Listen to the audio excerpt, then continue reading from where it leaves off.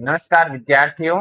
आज हम class 12 lesson number 2 unit number 2 electrochemistry विद्युत रसायन उसके बारे में डिटेल में जानकारी प्राप्त करेंगे। मतलब इसकी इकाई योजना बनाएंगे।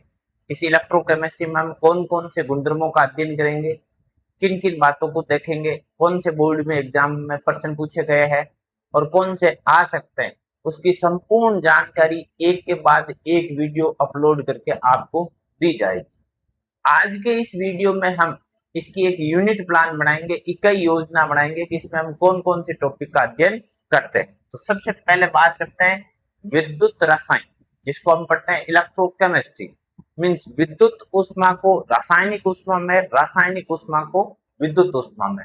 इलेक्ट्रो मतलब इलेक्ट्रिक एनर्जी से मतलब है और केमिस्ट्री मतलब केमिकल एनर्जी से मतलब है। तो विद्युत ऊष्मा को रासायनिक ऊष्मा में और रासायनिक ऊष्मा को विद्युत ऊष्मा में बदला जाता है। इसको हम तीन भागों को, इस यूनिट को, इस पार्ट को हम तीन पार्ट में, तीन अलग अलग भागों में विभाजित कर सकते हैं। उसके अंतर्गत हम कौन कौन से गुणधर्मों का अध्ययन करेंगे उसकी जानकारी हम यहाँ प्राप्त करेंगे। सबसे पहली बात करते हैं नंबर 1 पर। तो सबसे पहले हम पढ़ेंगे विद्युत रासायनिक सेल। सबसे पहले अध्ययन करेंगे अब विद्युत रासायनिक सेल। विद्युत रासायनिक सेल किसे कहते हैं उसका अध्ययन करेंगे। उसके बाद में हम पढ़ेंगे गैल्वेनिक सेल और गैल्वेनिक सेल की कार्य प्रणाली। गैल्वेनिक सेल एवं उसकी कार्य प्रणाली, किस प्रकार से वो कार्य करता है, किस प्रकार का वो सेल बना होता है, उस सब की जानकारी हम इसमें प्राप्त करेंगे। उसके बाद में हम पढ़ेंगे इससे संबंधित कुछ परिभाषाएं। एक तो पढ़ेंगे इलेक्ट्रोड विभव। इलेक्ट्रोड विभव किसे कहते हैं, कौन सा मानक इलेक्ट्रोड विभव होता है। और एक इसमें पढ़ेंगे सेल विभव। सेल विभव किसे कहते हैं और मानक सेल विभव कैसा है, किसे कहते हैं, उसका अध्ययन हम यहाँ करेंगे। उसके बाद में हम पढ़ेंगे एक संदर्भ हाइड्रोजन इलेक्ट्रोड। संदर्भ हाइड्रोजन इलेक्ट्रोड, जिसको मानक हाइड्रोजन इलेक्ट्रोड भी पढ़ सकते हो। संदर्भ हाइड्रोजन इलेक्ट्रोड या मानक हाइड्रोजन इलेक्ट्रोड, जिसको हम SHE के द्वारा प्रदर्शित कर सकते हैं। इसके बाद में हम पढ़ेंगे विद्युत रासायनिक श्रेणी। विद्युत रासायनिक श्रेणी किसे कहते हैं और इसकी उपयोगिता क्या है, इसको हम किस प्रकार से प्रयोग में ले सकते हैं, काम में ले सकते हैं, क्यों पढ़ रहे हैं, उसका महत्व देखेंगे। फिर विद्युत रासायनिक श्रेणी के बाद में हम पढ़ेंगे विद्युत रासायनिक सेल पर बाह्य विद्युत वाहक बल का प्रभाव। विद्युत रासायनिक सेल पर बाह्य विद्युत वाहक बल का प्रभाव। बाह्य सेल विभव का, बाह्य सेल विभव का, विद्युत वाहक बल कह दो चाहे सेल विभव कह दो, सेल विभव का प्रभाव।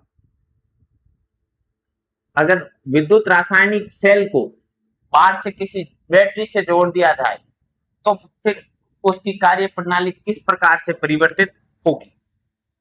उसके बाद में हम पढ़ेंगे नर्न्स समीकरण। नर्न्स समीकरण किसी भी अर्ध सेल के लिए या किसी भी गैल्वेनिक सेल के लिए, किसी भी रेडॉक्स अभिक्रिया के लिए नर्न्स समीकरण की गणना किस प्रकार से की जाती है।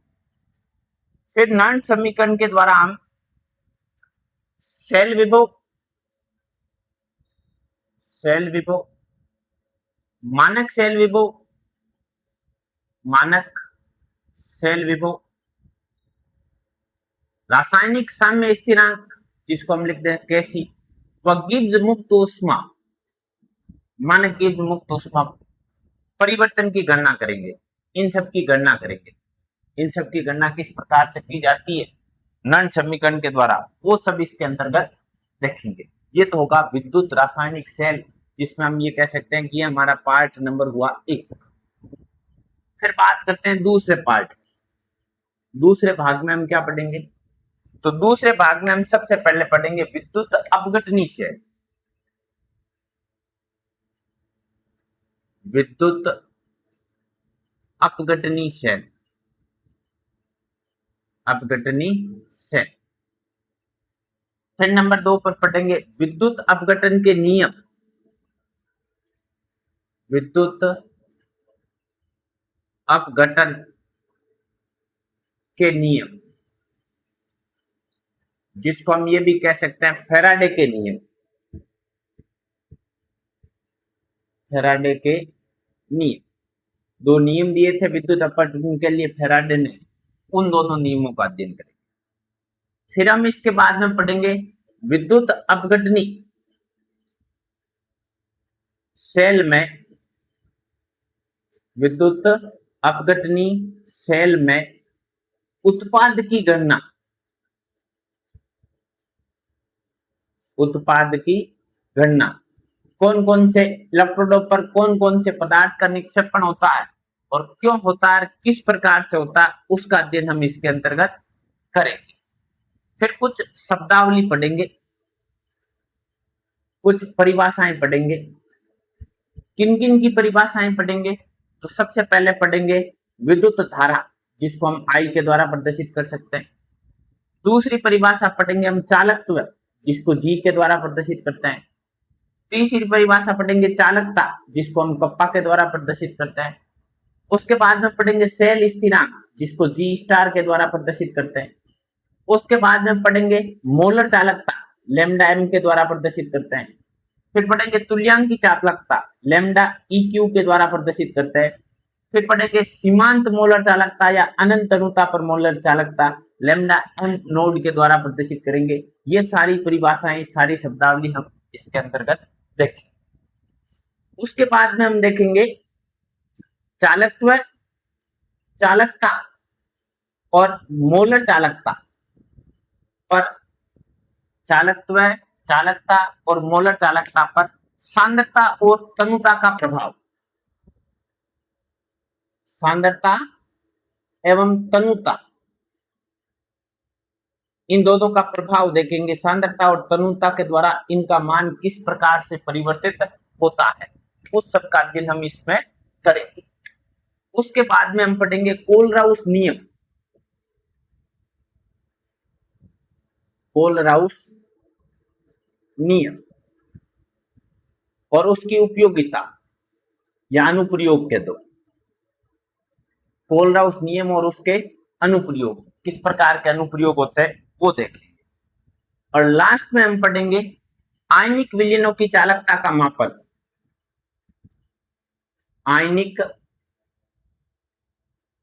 विलयनों की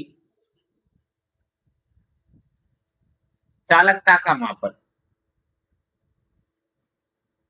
चालकता का मापन, आयनिक विलयनों की चालकता का मापन किस प्रकार से किया जाता है, वो सब इसके अंतर्गत देखेंगे। ये पार्ट हुआ हमारा दूसरा। उसके बाद हम तीसरे पार्ट की बात करते हैं, तीसरे भाग की बात करते हैं कि यहाँ हम कौन से गुणधर्मों का अध्ययन करेंगे, इसमें हम क्या पढ़ेंगे। तो इसके बाद हमारी बचेगी बैटरी, या आप ये कह सकते हो बैटरियां। बैटरी किसे कहता है? रासायनिक सेलों को जोड़ोगे, रासायनिक ऊष्मा से विद्युत ऊष्मा का निर्माण किया जाएगा गैल्वेनिक सेलों से, तो उसे कहा जाता है बैटरी। ये 2 प्रकार की होती है। एक बैटरी तो होगी प्राथमिक,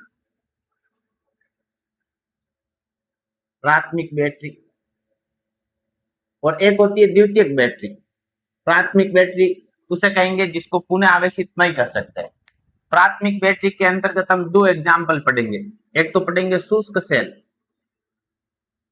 शुष्क सेल, और दूसरा पढ़ेंगे हम मरकरी सेल। 2 सेल पढ़ेंगे प्राथमिक बैटरी में, संपूर्ण कार्य प्रणाली इसकी पढ़ेंगे, कौन सा किस प्रकार का होता है, डायग्राम कैसा होता है, वो सब देखेंगे। फिर नंबर 2 पर पढ़ेंगे द्वितीयक बैटरी, जिसको पुनः आवेशित किया जा सकता है, उत्क्रमणीय प्रकार की अभिक्रिया होती है उसको पढ़ेंगे। द्वितीयक बैटरी एक से अधिक बार काम में ले सकते हैं। द्वितीयक बैटरी में दो बैटरियां पढ़ेंगे। एक तो पढ़ेंगे सीसा संचायक सेल, सीसा संचायक सेल, और दूसरा पढ़ेंगे nickel cadmium cell, NiCd cell, nickel cadmium cell. इन दोनों की संपूर्ण जानकारी हम प्राप्त करेंगे किस प्रकार की होती है।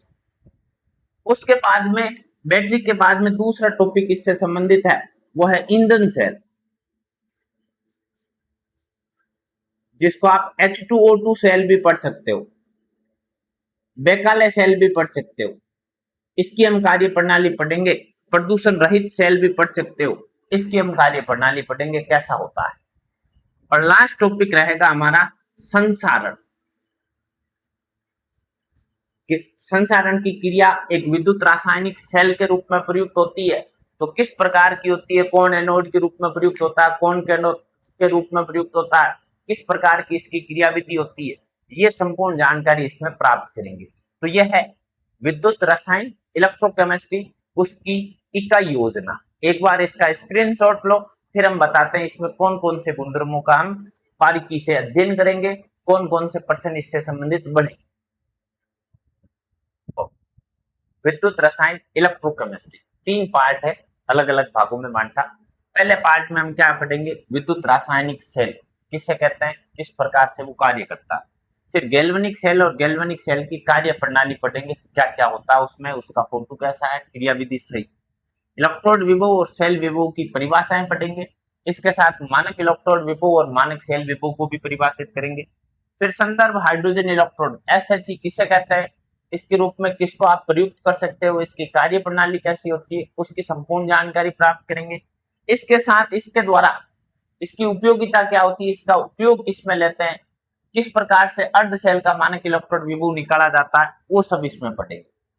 उसके बाद में पढ़ेंगे विद्युत रासायनिक श्रेणी किसे कहते हैं, कौन कौन से तत्वों को मानक इलेक्ट्रोड विभव के बढ़ते घटते क्रम में व्यवस्थित किया गया है और इसकी उपयोगिता क्या है, इस श्रेणी को हम कहां पर काम में ले सकते हैं। विद्युत रासायनिक सेल पर बाह्य विद्युत वाहक बल का प्रभाव कैसा होता है। कोई गैल्वेनिक सेल है और उसको बाहर से बैटरी के द्वारा जोड़ दिया जाए, उसमें विद्युत धारा प्रवाहित की जाए, तो उसकी कार्य प्रणाली किस प्रकार से परिवर्तित होगी, उसका अध्ययन करेंगे। फिर आती है नर्न समीकरण। नर्न वैज्ञानिक का नाम है, उसने एक अर्ध सेल के लिए समीकरण दी थी जिसको कहता है नर्न समीकरण, और उसके द्वारा हम संपूर्ण सेल की गैल्वेनिक सेल में कैसी नर्न समीकरण बनती है उसका अध्ययन करेंगे। फिर उसके बाद में हम नर्न समीकरण के द्वारा सेल के ईएमएफ की गणना कैसे करते हैं, सेल के मानक सेल विभव की गणना कैसे करते हैं, सेल के रासायनिक साम्य स्थिरांक की गणना कैसे करते हैं, और सेल में मानक गिब्स मुक्त ऊर्जा परिवर्तन की गणना कैसे करते हैं, उसके संपूर्ण जानकारी प्राप्त करेंगे। नंबरिकल सवाल सही 1% 2% तो बनते हैं इनमें से जो इलेक्ट्रोकेमिस्ट्री में पूछे जाते हैं। अगला भाग आता है नंबर 2 पर, विद्युत अपघटनी सेल किसे कहते हैं। फैराडे के नियम लिखो। विद्युत अपघटन के 2 नियम है, दोनों में से किसी एक पर 100% एग्जाम में प्रश्न पूछा जाएगा। उत्पाद की गणना कैसे करते हैं, कौन से इलेक्ट्रोड पर कौन से पदार्थ का निक्षेपण होगा, क्यों होता है और किस प्रकार से होता है, सेल में कैसी अभिक्रियाएं होती है, उनकी डिटेल हम प्राप्त करेंगे। फिर कुछ शब्दावली है 100%, इससे संबंधित भी एग्जाम में प्रश्न पूछा जाता है। 100% पूछा जाएगा, या तो पूछा जाएगा उसकी परिभाषा या फिर पूछी जाएगी उसकी इकाई, और तीसरा ऑप्शन बनता है नंबरिकल सवाल। तो इसमें कौन कौन सी परिभाषाएं पढ़ेंगे, विद्युत धारा, चालकत्व, चालकता, सेल स्थिरांक, मोलर चालकता, तुल्यांकी चालकता और सीमांत मोलर चालकता या अनंत अनुता पर मोलर चालकता। फिर चालकत्व, चालकता और मोलर चालकता पर सांद्रता और तनुता, इन दोनों को बढ़ाते हैं घटाते हैं तब इनका मान कैसे बदलता है या किस पर निर्भर करता है उसका अध्ययन करेंगे। उसके बाद पढ़ेंगे कोलराउस नियम। कोलराउस ने किस प्रकार से अनंत अनुता के लिए नियम दिया और उसकी उपयोगिता क्या है वो पढ़ेंगे। उसके बाद में पढ़ेंगे आयनिक विलयन, जो विद्युत अपघटनी विलयन में प्रयुक्त होता है, विद्युत अपघटनी विलयन भी कह सकते हो। आयनिक विलयन या विद्युत अपघटनी विलयन में चालकता की गणना करने के लिए कौन कौन से अवरोध उत्पन्न होता है और उनकी चालकता की गणना व्हीटस्टोन ब्रिज से किस प्रकार से की जाती है उसकी डिटेल हम यहाँ पर प्राप्त करेंगे। उसके बाद में लास्ट भाग बचता है बैटरी, इसमें से भी 2% आएंगे, इसमें भी 2% आएंगे, यहाँ से भी 2% आएंगे। ये 2% कौन कौन से होंगे, या तो पूछेंगे प्राथमिक बैटरी, या फिर पूछेंगे द्वितीयक बैटरी, या फिर पूछेंगे ईंधन सेल, या फिर पूछेंगे संचारण। 100% एग्जाम आएगा। बैटरी में एनोड और कैथोड क्या होता है, विद्युत अपघट्य पदार्थ कैसा होता है, इलेक्ट्रॉनों पर अभिक्रिया कैसी होती है, और उसका डायग्राम किस प्रकार का है, ये इससे संबंधित प्रश्न होंगे। इसके बाद में हम एक इसका पूरा जितने भी बोर्ड एग्जाम में पिछले 10 साल में जो प्रश्न पूछे गए हैं या पूछे जा सकते हैं, उनके संपूर्ण प्रश्नों की डिटेल आपको वीडियो के माध्यम से उपलब्ध करवाएंगे। अब अगली क्लास में हम शुरुआत करेंगे विद्युत रासायनिक सेल से। ये हुई इलेक्ट्रोकेमिस्ट्री की इकाई योजना, यूनिट प्लान, किस प्रकार की इकाई योजना होता है, किस किस का अध्ययन करेंगे। इसके साथ ही हम बोर्ड एग्जाम में कौन से प्रश्न पूछे गए, कौन से प्रश्न पूछे जाते हैं, उनकी भी डिटेल आपको देंगे। अगर आपको ये हमारी जानकारी ठीक लगे तो हमसे जुड़े रहें, और प्रत्येक टॉपिक को हम बारीकी से बोर्ड एग्जाम में पूछे गए प्रश्नों के अनुसार सरल करवाएंगे। और आपको ये हमारी जानकारी अच्छी लगे तो हमारे चैनल को लाइक करें, शेयर करें और सब्सक्राइब करें। धन्यवाद।